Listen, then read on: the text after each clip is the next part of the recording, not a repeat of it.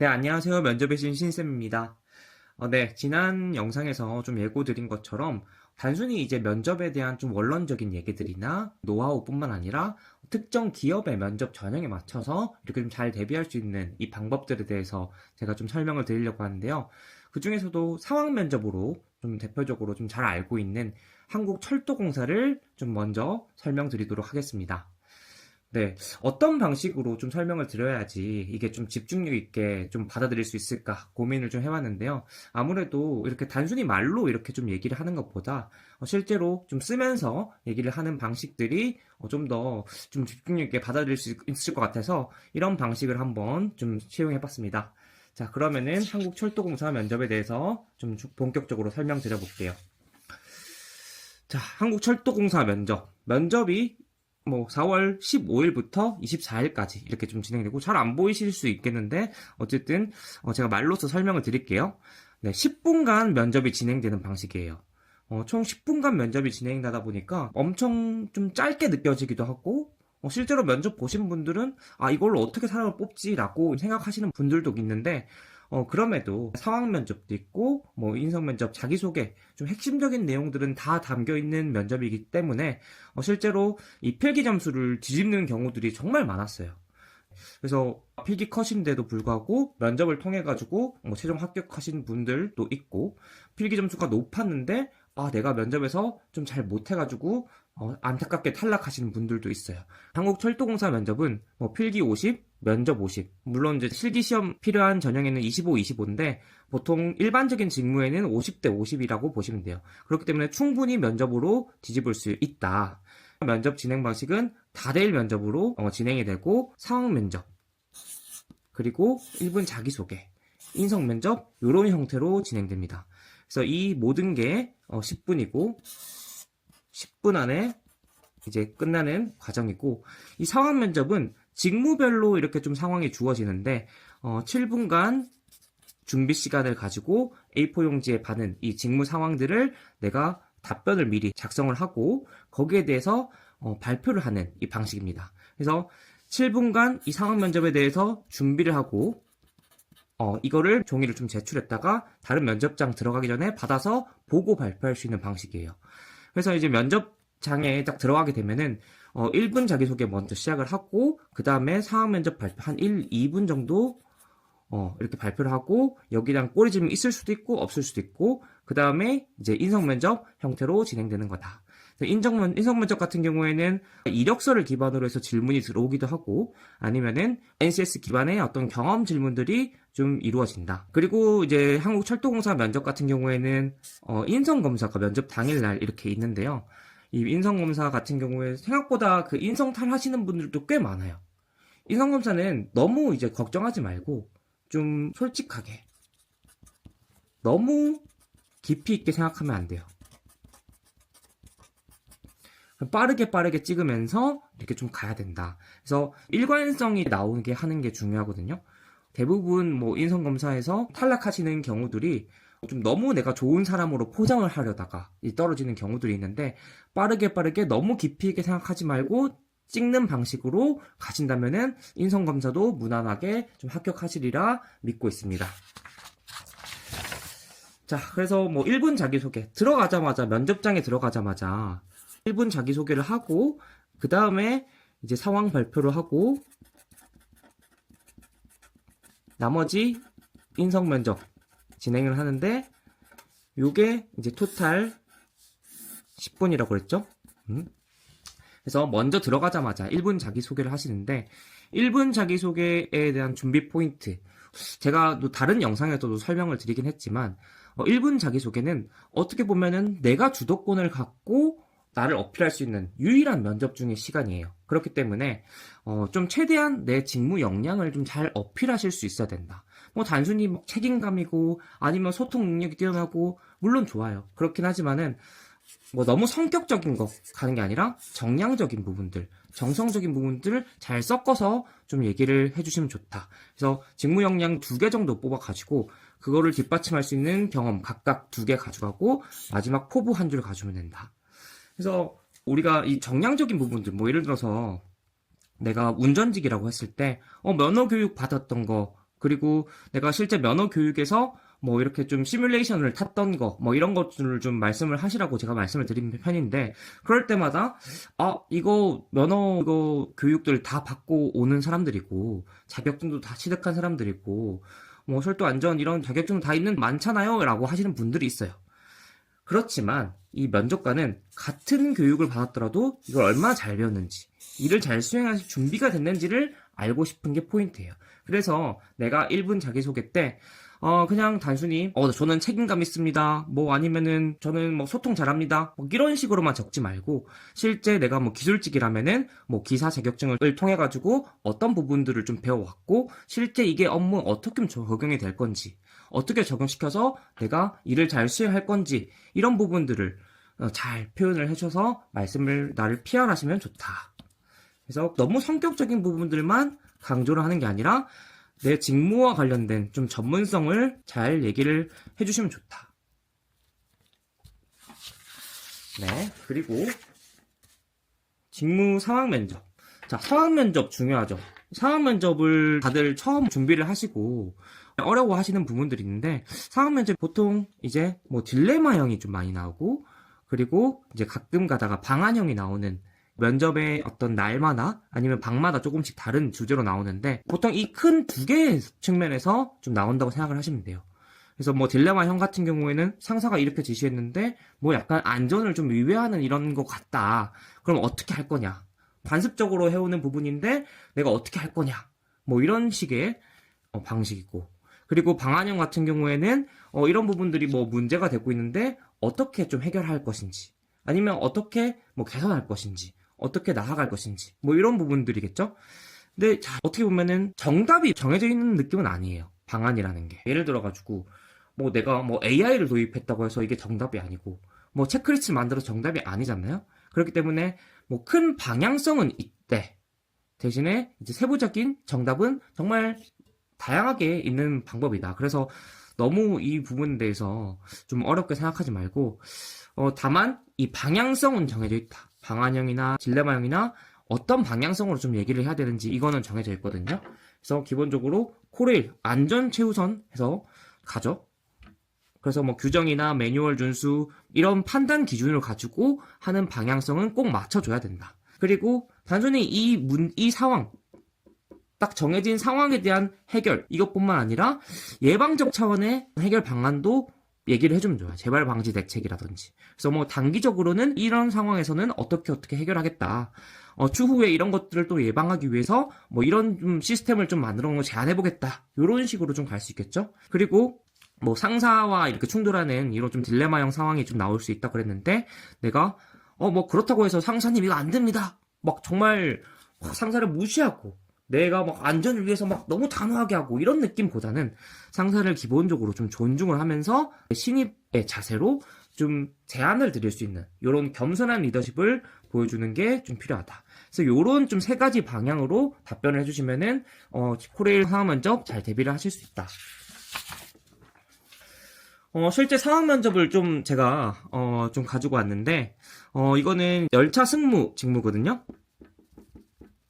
요 열차 승무 직무에 대해서 구체적으로 말씀을 드리면서 좀 풀어가 볼게요.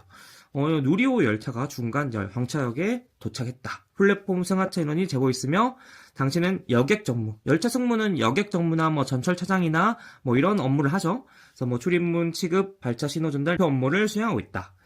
근데 뭐 출입문을 개방한 지 1분쯤 지나서 6호차장에서 고령 고객이 천천히 하차를 시도를 한다. 앞사람 기다리느라 늦어진 상황이며 이제 막 발을 옮기고 있는 상황이다. 기관사는 무전소의 발차 가능 여부를 묻고 있다. 이때 이제 문을 조작하거나 발차를 승인한 경우 문틈에 끼이거나 하차 중 열차가 오지는 위험한 상황이다. 코레일 안전 중요하죠. 그쵸?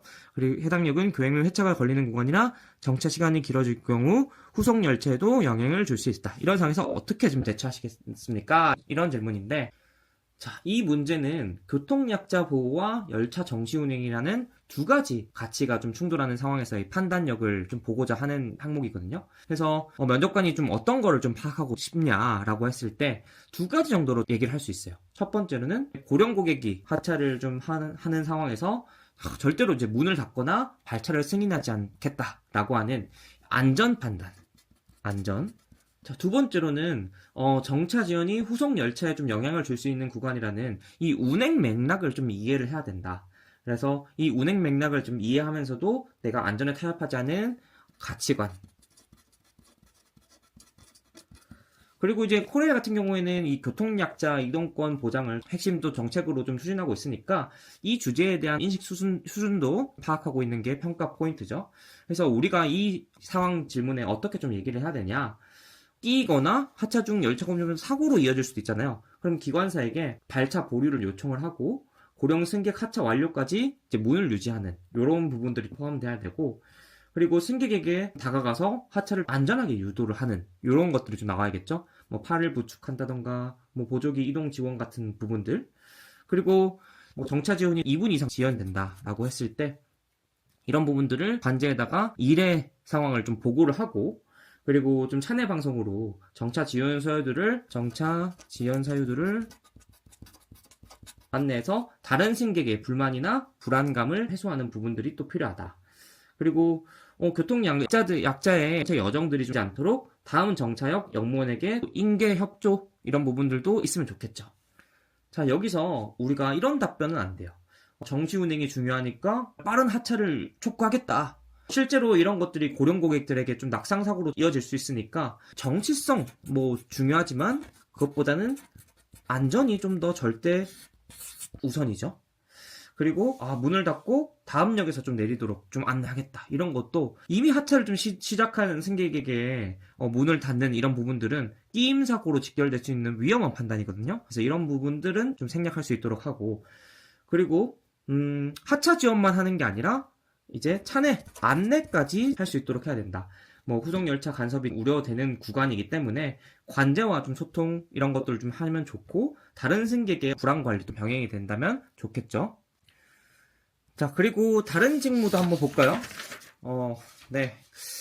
이 직무는 이제 차량 기계 직무인데, 뭐 한번 읽어보죠. 동료들과 함께 KTX 엔진 분해 조리 정비 업무를 좀 막 끝냈다. 바닥을 정리하던 중에 엔진 블록 아래에서 작은 부품 하나를 좀 발견했어요. 그래서 이 부품은 정비 과정에서 사용한 것과 동일한 규격품이다. 그래서 누군가 떨어뜨릴 여본 부품일 수 있지만 엔진 내부의 중요 부품이 조립되지 않은 거라면 향후 운행 중에 치명적인 결함으로 이어질 수 있죠. 그래서 이를 확인하려면 다시 이제 몇 시간짜리 막 분해 작업을 처음부터 다시 해야 되고 팀 전체에 실책이 된다. 팀장님은 그냥 여분이다. 어서 정리하고 퇴근 준비하자. 대수롭지 않게 얘기한다. 그래서 1%의 잠재 위험 가능성과 팀 전체의 성과, 그리고 동료의 관계가 이 걸린 상황에서 어떻게 할 거냐라는 질문인데, 이 항목 같은 경우에는 극히 낮아 보이는 확률의 위험 가능성 앞에서 팀 실적과 동료의 관계를 지키기 위해서 눈을 감는지 아니면은 불편함 감수하고 확인을 택하는지 이런 부분들을 좀 평가하기 위한 거거든요. 그래서 여기서 면접관이 보려고 하는 건 뭐냐? 일단은 첫 번째로 팀장님의 이제 여분일 거야 라는 이런 좀 축출성 발언에도 확인 필요성을 좀 스스로 판단할 수 있는 독립적인 사고력, 그리고 무작정 재분해가 아니라 부품 재고를 대조한다든지 아니면 작업 기록을 확인한다든지 이런 단계적 사실을 확인하는 이 절차들, 그리고 세 번째로는 이제 불확실성이 남을 경우에는 재분해를 요청하는 좀 결정력까지 이렇게 좀 볼 수 있겠죠. 퇴근 준비하고 아니면 팀 전체의 실책 이런 심리적 압박 장치들이 있는데 이렇게 좀 피곤하고 눈치 보이는 상황에서 좀 확인을 선택하는 이런 부분들을 잘 보여줄 수 있어야 된다. 근데 여기서 우리가 꼭 말씀을 하셔야 되는 부분들은 팀장님의 여분일 거야 이렇게 괜찮아 이렇게 하는 이런 발언에 동조하지 않고 좀 사실을 좀 확인하는 거, 확인 절차를 가지는 거죠. 그리고 부품 재고를 대조하고 재고 대조하고 그리고 작업 기록을 검토하고 이런 좀 순차적인 이런 좀 확인 절차를 가지는 거. 이런 좀 절차 이후에도 좀 불확실성이 좀 남을 경우에는 나중에 안전을 위해서 꼭 재분해를 좀 하긴 해야겠죠. 그래서 이 재분해를 좀 공식 요청하는 이런 좀 결단력, 그리고 이 동료에게 이렇게 좀 재분해 요청할 때도 너무 이제 막 이렇게 이거 꼭 해야 됩니다 이렇게 강압적으로 가기보다는 내가 안전 확인임을 좀 더 말씀을 드리면서 설득력 있게 설명할 수 있는 이 능력. 그리고 우리가 이러한 정비 같은 경우에 사실 1%의 어떤 의심을 좀 남기지 않는 것이 정비 완성의 또 기준이다. 이런 내용들을 좀 얘기를 해주시는 게 좋겠죠. 뭐 여기서 우리가 그냥 막 정리하고 퇴근하겠다. 이런 것들을 하게 된다면은 사실 1%의 가능성이지만 이게 어떤 100% 위험이 될 수도 있는 거잖아요. 그렇기 때문에 이런 답변은 좀 지양하셔야 되고, 뭐 그리고 바로 막 재분해를 요청하겠다. 이런 것들도 어떻게 보면은 말도 안 되는 얘기죠. 처음부터 다시 시작해야 되고 막 몇 시간짜리 이렇게 해야 되니까. 그렇기 때문에 재분해는 최후 수단으로서 부품 대조나 아니면은 뭐 작업자 확인 이런 좀 선행 절차를 좀 얘기를 하시고 너무 과잉 반응을 하시면 안 된다. 이제 다음 직무도 한번 볼까요? 네, 이 직무 같은 경우에는 전기통신 직무인데 한번 읽어보죠. 네, 전기통신 직무에 대한 설명 좀 간단하게 나와 있고 실제로는 이렇게 막 설명을 뭐 할 수도 있고 안 할 수도 있어요. 네, 어쨌든 요런 좀 전기 접촉한 위험 업무가 많으며 작업자의 숙련도에 따라서 파악 속도나 복구 정확성, 안전 준수율의 차이가 난다.